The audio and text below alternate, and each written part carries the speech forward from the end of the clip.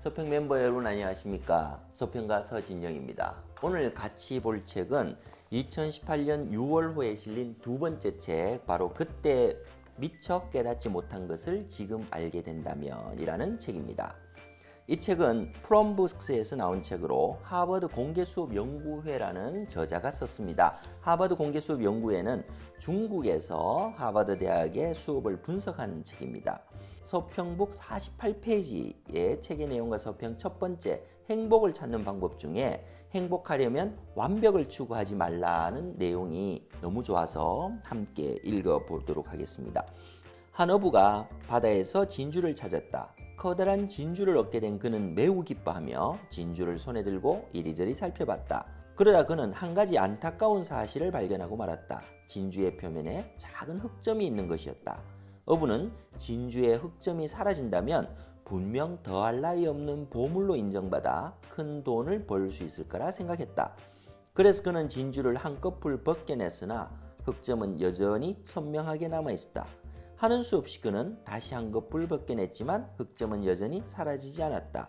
결국 그는 흑점을 완전히 벗겨냈지만 그만큼 진주도 아주 작아지고 말았다. 우리가 이렇게 완벽을 추구하는 대가는 바로 손안에 커다란 진주를 잃는 것과 같다. 어느 철학자는 자신의 일기에 만약 다시 태어난다면 나는 절대 다시는 완벽을 추구하지 않을 것이다 라고 썼다라고 적고 있습니다. 진주 사례를 통해서 완벽함을 추구하는 것 자체가 얼마나 소모적인지를 이야기하고 있는데, 두 번째 사례는 동그라미 사례입니다. 한쪽 구석이 조금 떨어져 나간 동그라미가 있었다. 동그라미는 떨어져 나간 부분을 보완해 자신을 완벽하게 만들고 싶었다. 그는 자신이 불완전하기 때문에 구르는 속도가 매우 느린 것이라고 생각했다. 그는 힘껏 굴러다니며 풍경을 감상하고 벌레와 얘기를 나누며 새들과 함께 노래하고 따스한 햇살과 세상의 아름다움을 느끼고 싶었다. 동그라미는 수많은 조각을 찾아다녔지만 자신의 떨어져 나간 부분과 맞는 것을 찾지 못했다. 그러던 어느 날 그는 드디어 자신의 소원을 이뤘다. 완벽해진 동그라미는 구르는 속도가 매우 빨라졌다. 그래서 꽃이 피는 계절이나 벌레와 새, 따뜻한 햇살을 그냥 지나쳐버리게 되었다. 이 모든 것을 깨달은 그는 천신만고 끝에 찾아낸 조각을 과감하게 포기하고 다시 불완전한 동그라미로 돌아왔다. 이렇게 불완전함은 인생의 일부분이다.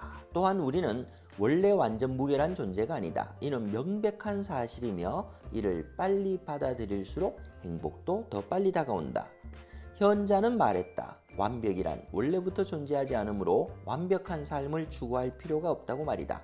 완벽이란 사람들의 마음속에 존재하는 하나의 허상이다.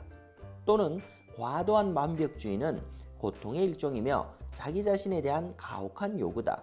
결국에는 자기 자신에게 실망을 느끼는 동시에 무거운 짐을 지우게 된다라고 이야기를 합니다. 그런데 말이에요, 완벽하고 싶지 않습니까? 근데 그 완벽이라는 것이 인간이 할 수 있는 것일까? 그리고 완벽한 것이 행복할까? 이런 이야기를 다시 한 번 더 설명해 주는 것이, 불완전한 삶을 이해할 수 있게 하기 위한 것이 미니멈의 법칙이라는 책이 있습니다. 미니멈의 법칙은 2009년도 8월 1주차에 저희가 서평한 내용인데요. 이 서평한 내용을 속에서 딤플, 골프공 이야기 조금 들어보겠습니다. 49페이지입니다. 골프공은 야릇하게도 표면에 홈이 움푹하게 수없이 패여 있다. 표면이 탁구공처럼 매끈하면 오히려 공이 더 멀리 날아갈 것 같은데 왜 그랬을까? 50페이지로 넘어갑니다.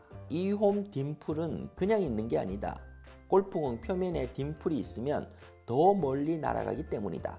이 사실은 1845년경에 밝혀졌다. 골프가 처음 시작되었을 때 공 표면은 매끈한 나무볼이었다. 어느 날 표면이 매끈한 새공보다 사용 중 표면에 갖은 흠집이 생긴 공이 더 멀리 날아간다는 사실을 알게 되었다. 그러면서 골프공 표면을 해머로 두드려 일부러 상처를 만든 것이 판매되기에 이른다. 이것이 딤플 역사의 시작이다.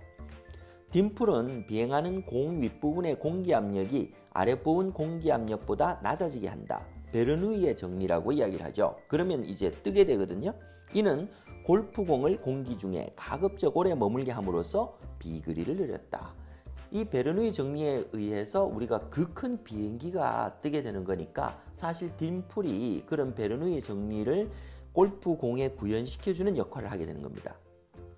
책을 계속 한번 읽어볼까요? 실제로 동일한 힘으로 골프공을 쳤을 경우 표면에 흠이 있는 공은 최고 275m까지 날아가지만 표면이 매끈한 공은 겨우 65m밖에 날아가지 않는다고 한다. 근데 저는 그냥 딤플 있는 공으로 쳐도 65m 날아갑니다. 더불어 골프공 한 개에는 0.25mm 깊이의 흠이 무려 300에서 600개나 존재한다고 한다. 결국 골프공 표면에 나 있는 수많은 홈은 자신을 더 멀리 날아갈 수 있게 한 원동력인 셈이다. 다시 한번 관점을 바꿔보겠습니다. 골프공 표면에 패인 홈을 사람이라면 누구나 가지고 있는 흠으로 해석하면 어떨까? 다시 읽을까요? 골프공 표면에 패인 흠을 사람이라면 누구나 가지고 있는 흠으로 해석하면 어떨까? 한 인간이 세상에 태어나 경험을 쌓아가는 가운데 뜻하지 않게 부딪혀 생긴 명예로운 상처, 실패들은 이따금 골마 터지기도 할 것이다. 또 볼성사나운 지난 흉터, 약점으로 남을 수도 있다. 51페이지입니다. 하지만 그런 상처와 흉터의 원인을 파악하고 제대로 된 처방을 내릴 수 있다면 골프공의 홈처럼 더 높이 비약할 수 있는 소중한 홈이 될 것이다. 51페이지 밑부분을 보면 골프공의 작은 홈들은 저항을 최소화하여 매끈한 공보다 더 멀리 날아가도록 도와주듯 인간이 가진 수많은 흠과 약점들은 완전 무결한 인간보다 훨씬 더 강한 사람으로 단련시켜준다. 그러므로 인사관리에서도 사람의 부족함을 인정하는 것이 중요하고 우리가 살아가는 데서도 지금 내가 가지고 있는 흠들이 미래를 이끌어주는 더 큰 도약을 할 수 있는 힘이 된다는 사실을 생각해 보는 것이 좋을 것 같습니다. 오늘 같이 두 번째 책 그때 미처 깨닫지 못한 것을 지금 알게 된다면 이란 책의 첫 번째 내용들을 함께 살펴보았습니다. 감사합니다.